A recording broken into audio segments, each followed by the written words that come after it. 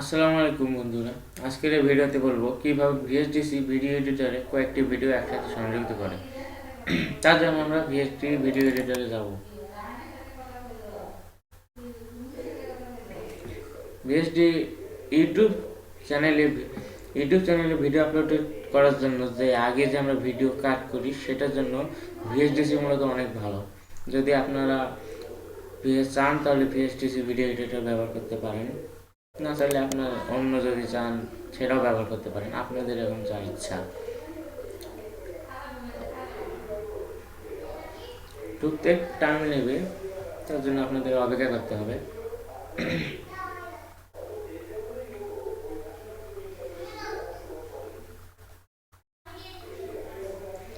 ঢোকার পরে এই পেজটাতে যে প্রথম একটি অপশন দিতে পারছেন এটা আপনার ক্লোজ করে দেবেন। দেওয়ার পরে এখানে এই যে অনেকগুলো অপশন দেখতে পাচ্ছেন, এখান থেকে ব্ল্যাঙ্ক প্রজেক্টটা নেবেন, নিয়ে ফিনিশ করে দেবেন। আপনি এখানে আপনার প্রজেক্টের নাম দিতে পারেন বা পরে আপনি দিতে পারেন, পরে আমরা দেবো, তার জন্য ফিনিশ করে দেবো। দেওয়ার পরে এখানে যে পেজটি চলে এসেছে।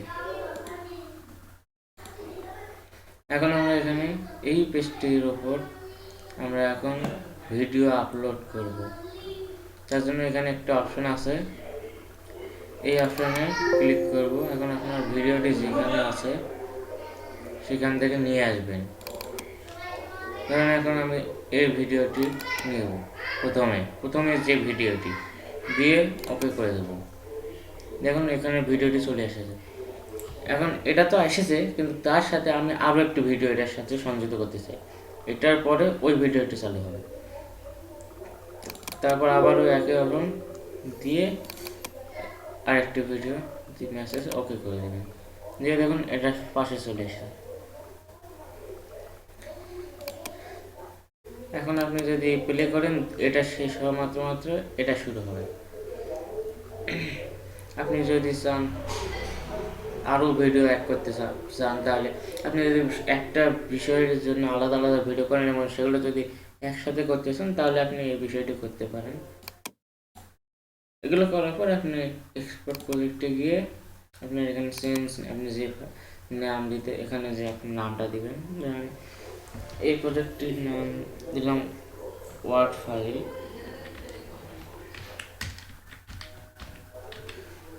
দিয়ে এখানে আপনি কোন ফাইলে সেভ করবেন, এখানে ডেস্কটপে বা আপনার ডকুমেন্টে যেখানে দিয়ে সেভে দিবেন।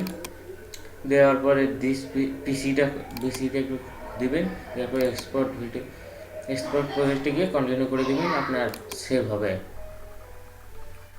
সো আজকে ভিডিও এই পর্যন্ত, পরের ভিডিওতে আবার দেখা হবে ইনশাআল্লাহ। এবং পরে নতুন ভিডিও পাওয়ার জন্য আমার চ্যানেলটিকে অবশ্যই সাবস্ক্রাইব করবেন।